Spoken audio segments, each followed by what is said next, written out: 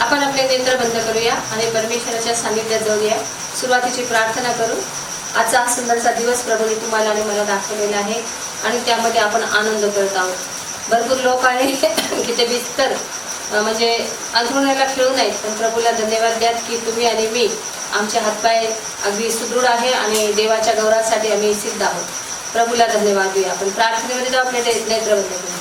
पवित्र पवित्र पवित्र पवित्र पवित्र सेनाधीश परमेश्वर, अखिल पृथ्वी मानवजातीचे निर्माण करत्या प्रभूया, या समय आम्ही तुला धन्यवाद मान सन्मान गौरव देतो. तुझ्या चरणाशी येतो प्रभूजी.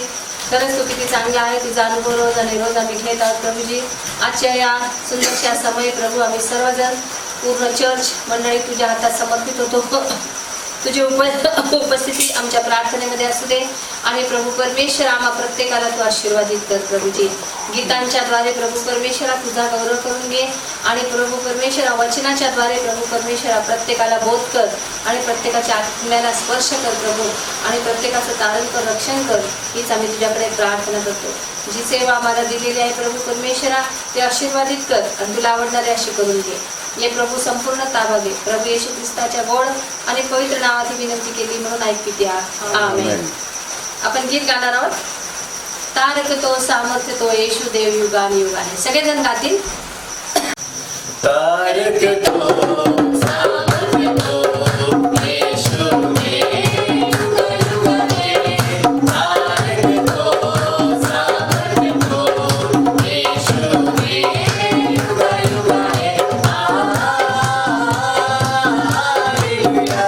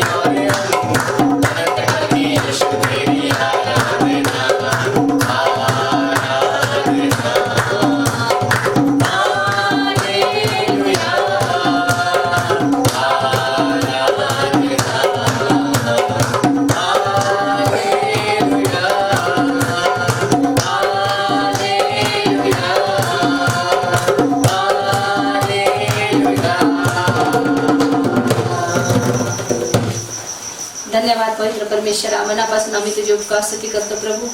गीतांच्या द्वारे तू गौरीला जाऊ दे प्रभू परमेश्वरा.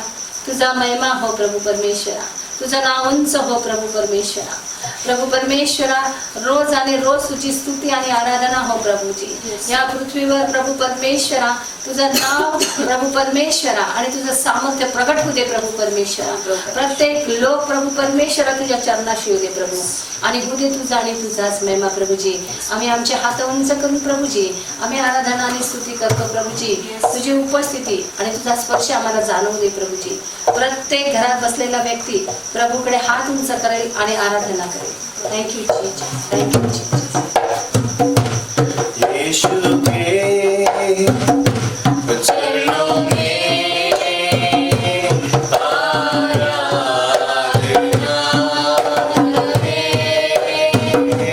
यीशु के चरणों में आराधना है.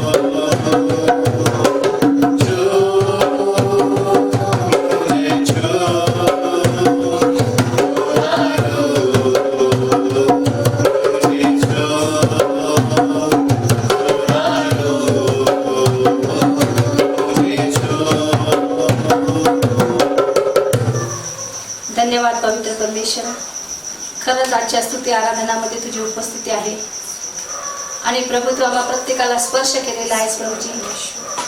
प्रभू तू परीस आहे प्रभू आणि तू ज्याच्या जीवनाला शिवतोस त्याच्या जीवनाचं सोनं करतोस प्रभू परमेश्वरा. होय प्रभू परमेश्वरा, जे कोणी आजारी आहे, दुःखी आहे, कष्टी आहे, समस्या ते प्रभू परमेश्वरा, प्रभू परमेश्वरा ते भाराक्रांत आहेत, अशा सर्वांना तू स्पर्श कर प्रभू. अशा सर्वांपर्यंत तुझं वचन जाऊ दे, तुझ्या साक्ष जाऊ दे प्रभू परमेश्वरा आणि त्यांचं जीवन सुद्धा तुझ्या गौरवासाठी तयार कर प्रभू. त्यांना सुद्धा स्पर्श कर प्रभू परमेश्वरा. त्यांना पण पूर्ण आरोग्य दे प्रभू. तुझ्या सेवेची संधी दे प्रभू परमेश्वरा, कारण प्रत्येक मानवजात तुझा गौरव करू दे प्रभू परमेश्वरा. ये प्रभू या मीटिंगचा चालक आणि मालक तू आहेस प्रभू परमेश्वरा. येणारं वचन तू आशीर्वादित कर प्रभू परमेश्वरा. स्तोत्र संहितेच्या द्वारे प्रभू परमेश्वरा तू आमच्याशी बोल प्रभू परमेश्वरा आणि तुझे केवळ तुझा आणि तुझाच गौरव.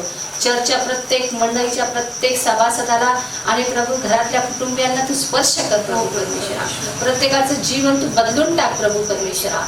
प्रभू या परिस्थितीमध्ये करुणाच्या वादळामध्ये प्रभू परमेश्वरा प्रत्येकाला स्पर्श कर, प्रत्येकाला चांगलं आरोग्य दे, भयाचा आत्मा निघून जाऊ दे आणि प्रभू केवळ तुझा आणि तुझा गौरव आम्हा प्रत्येकाकडनं करून घे अशी मी तुझ्याकडे आग्रहाची विनंती आणि प्रार्थना करतो प्रभू. प्रत्येकाला स्पर्श करतायस, आरोग्य देत आहेस, त्याबद्दल धन्यवाद प्रभू. आम्हाला माहिती नाही हा पाऊस सुरू झालेला आहे, हा कशासाठी झालेला आहे, काय झालेला आहे, सर्व काही तुला माहिती आहे प्रभूजी. पण कुणाची नासाडी होऊ नको देऊ प्रभू, पिकाची नासाडी होऊ नको देऊ प्रभू. शेतकऱ्याने प्रभू परमेश्वराने कष्टाने बी पेरलेलं आहे प्रभू, ते बी पेरलेलं आहे त्याची कापणी त्यांना भरपूर अशी करू दे प्रभू परमेश्वरा. प्रभू त्यांच्यावरचे कोप आणि प्रभू त्यांच्यावरचा सर्व राग तू नष्ट करून टाक प्रभू परमेश्वरा, कारण तू दयानी आणि कृपेने भरलेला परमेश्वर आहे. तू आमचा जिवंत देवबाप आहे प्रभू परमेश्वरा. तू कुणालाही प्रभू परमेश्वरा उगीच सजा करत नाही प्रभू परमेश्वरा. जरी चुकलेलं असलं तरी प्रभू माफी देणारा तू परमेश्वर आहे. पण आम्ही प्रत्येक जण तुझ्या हातात समर्पित होतो. या देशातले या जगातले सर्व लोक आम्ही तुझ्या हातात समर्पित करतो. आमच्या प्रत्येकाचा स्वीकार कर प्रभू परमेश्वरा. तुझ्या लेकरांना विशेष दया आणि कृपा कर. तुझी शांती, तुझी प्रीती, तुझा आनंद प्रभू, तुझं चांगुल पण आमच्या प्रत्येकाच्या जीवनातलं प्रगट होते प्रभूजी आणि होते तुझा आणि तुझाच महिमा प्रभू परमेश्वरा. आम्ही परत एकदा प्रभू हा छोटासा कळप आम्ही तुझ्या हातात समर्पित करतो. याचा चालक आणि मालक तू आहेस प्रभू परमेश्वरा. उद्धार करणारा तू देव आहे प्रभूजी. प्रत्येकाचा उद्धार कर प्रभू परमेश्वरा आणि उदे तुझा आणि तुझाच महिमा. ही छोटीशी प्रार्थना विनंती आमचा तारणारा जगाचा उद्धारक प्रभू येशू ख्रिस्त याच्या गोडाने पवित्र नावाची विनंती केली म्हणून ऐक पित्या. आमेन आमेन. Praise Lord. देवाची स्तुती असो.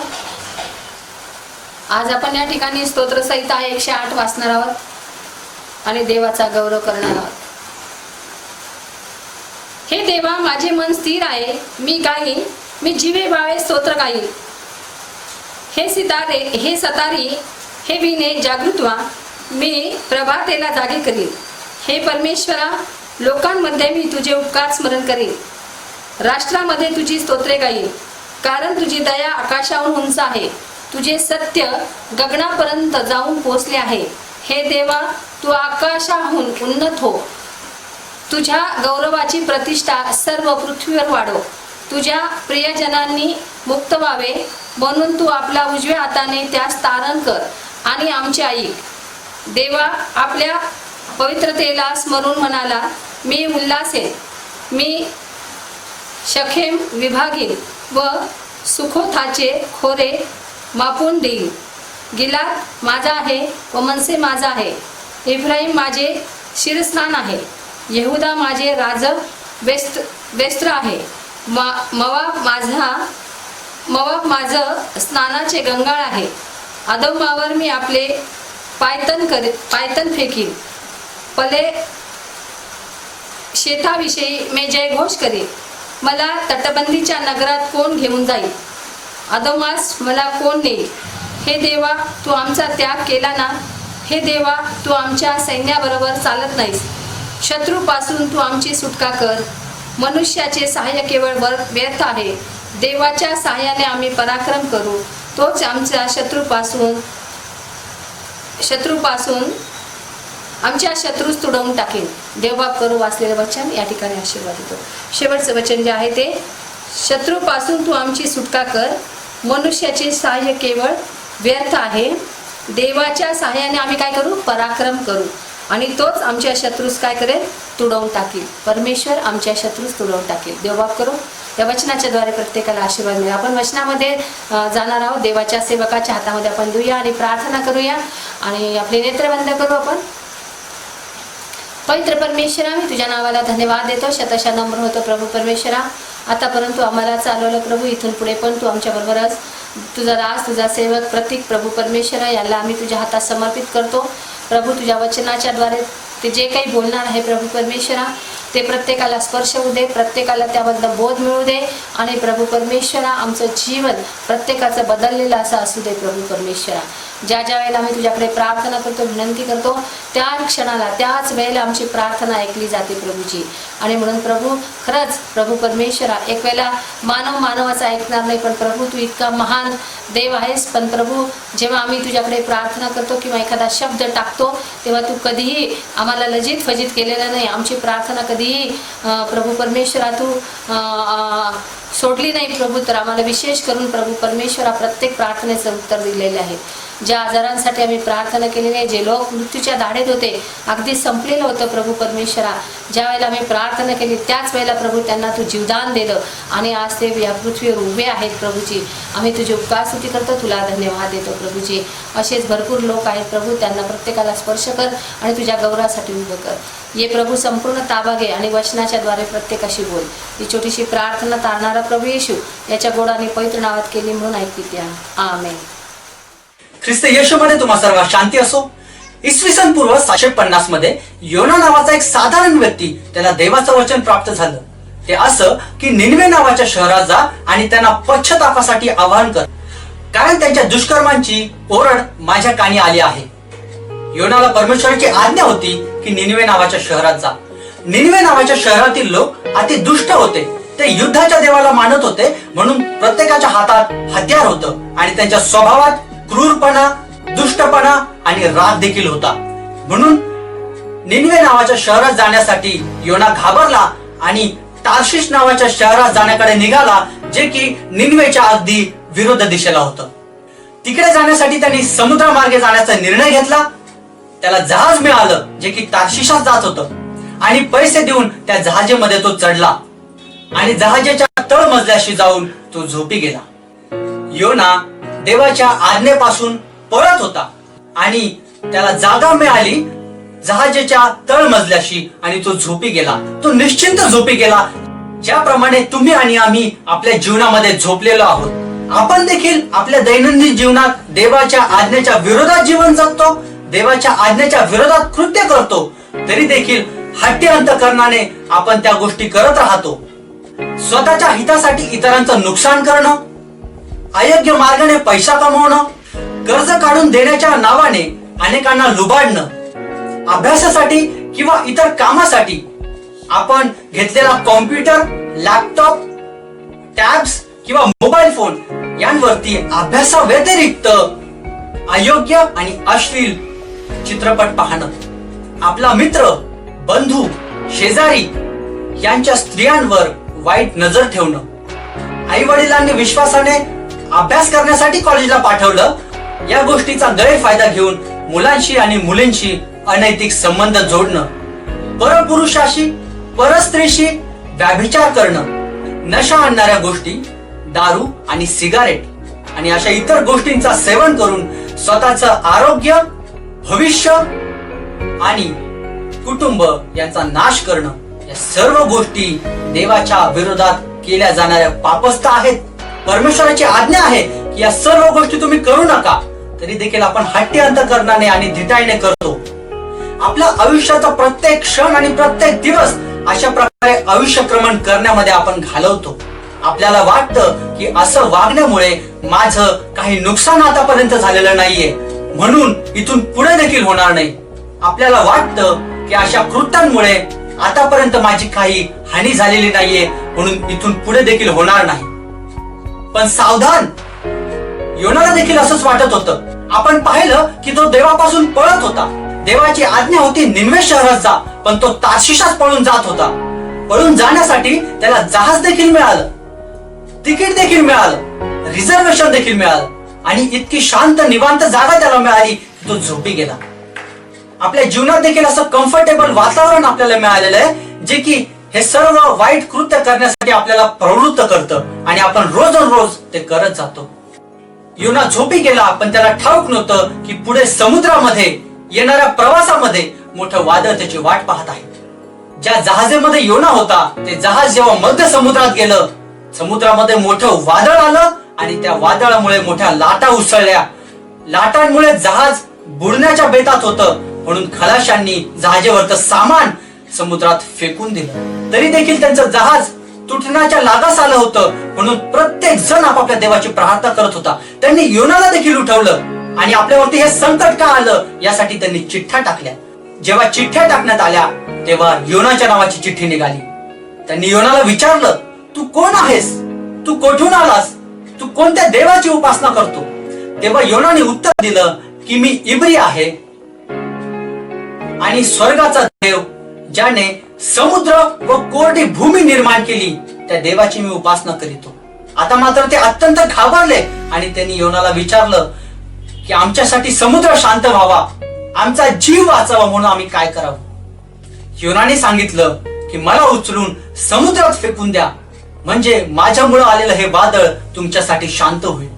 काही पर्याय नसल्या कारणाने त्यांनी खरंच योनाला उचललं आणि भर समुद्रात फेकून दिलं.